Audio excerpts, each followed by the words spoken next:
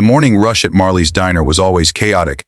The clatter of dishes, the hiss of coffee machines, and the overlapping chatter of strangers starting their day. But on that rainy Tuesday, something extraordinary was about to happen, something that would turn an ordinary girl's life upside down. Amelia, a tired waitress with worn-out shoes and a faded apron, was juggling trays and smiles like she always did, hiding the exhaustion that came from working double shifts just to keep the lights on in her tiny apartment. Her life was a series of small sacrifices, skipped meals, sleepless nights, and endless bills. But she never complained. She had learned to find light in small things, like a warm cup of coffee, a kind word, or a stranger's smile. What she didn't know was that fate was quietly preparing her for a moment that would change everything. A moment that would test her heart, reveal her strength, and touch millions. Before we go further, if you believe in kindness, second chances, and the power of compassion, make sure to like, comment, share, and subscribe to Everyday Heroes so we can keep sharing stories that remind the world that goodness still exists. That afternoon, the diner door chimed softly as a black luxury car pulled up outside. Everyone noticed. It wasn't every day that a billionaire's car stopped in front of a place where pancakes cost less than a cup of coffee in their world. The door opened, and an elegantly dressed older woman stepped out, her silver hair neatly tied, her posture regal yet frail. But what caught Amelia's attention wasn't her clothes or her quiet presence. It was the gentle confusion in her eyes. The woman looked around the noisy diner as though searching for something invisible. Amelia approached with her usual warm smile, holding a menu. When the woman looked up, their eyes met, and Amelia realized something. The woman wasn't ignoring her. She simply couldn't hear. For a moment, the world around Amelia went silent. Memories flooded back. Her younger brother Liam, born deaf, teaching her the language of hands and heart. The long evenings she spent learning sign language so he wouldn't feel alone. The countless times she had translated his world to those who couldn't understand him. Without hesitation, Amelia gently signed, "Welcome. Can I help you find a seat?" The older woman's eyes widened in surprise, then softened with relief. A smile spread across her face, one of pure gratitude. She signed back slowly, "You know sign language." Amelia nodded, and for the first time that day, the diner fell quiet.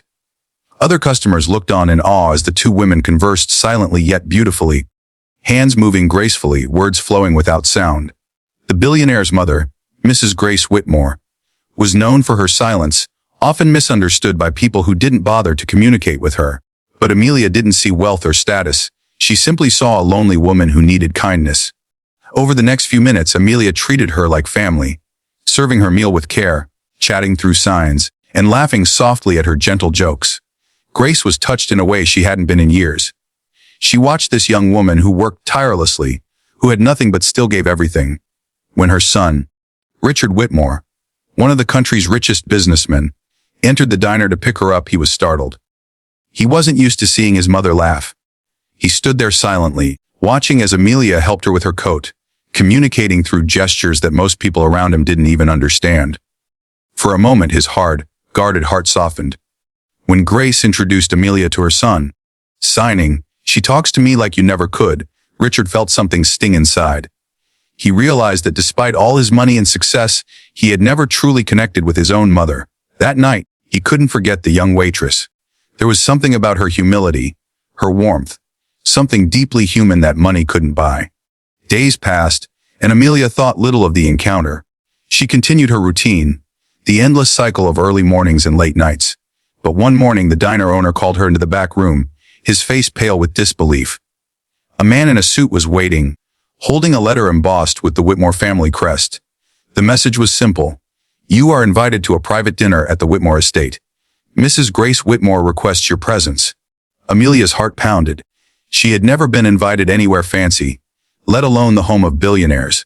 That night, she borrowed a simple dress from her neighbor, tied her hair neatly, and took the bus across town.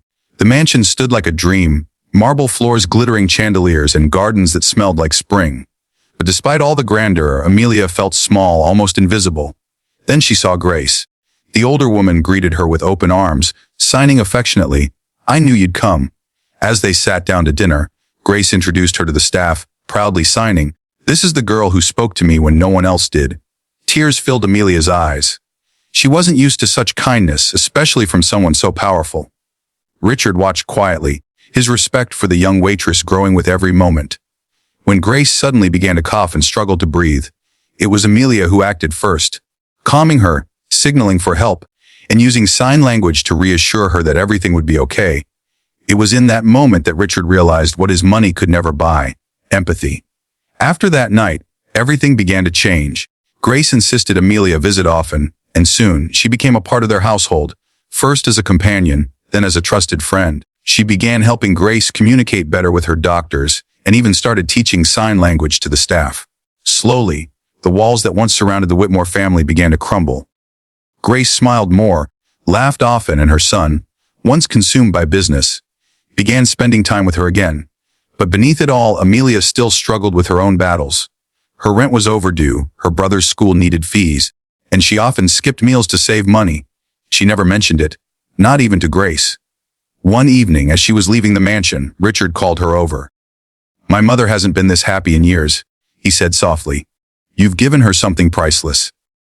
He paused, then handed her an envelope. Inside was a letter offering her a full scholarship to study sign language interpretation, sponsored by the Whitmore Foundation.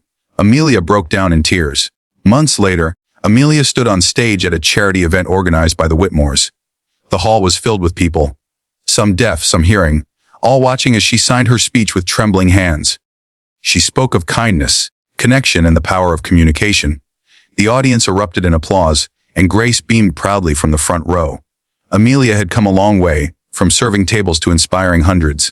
That night, as she walked home under the city lights, Amelia looked up at the sky and whispered a silent thank you, not just for what she received, but for the chance to give something back. Because in the end, it wasn't the billionaire who changed her life. It was kindness, patience, and the language of the heart that truly spoke louder than words. If this story touched your heart, please take a moment to like, share, and subscribe to Everyday Heroes. Your support helps us keep telling stories that restore faith in humanity. Before you go, we'd love to hear from you.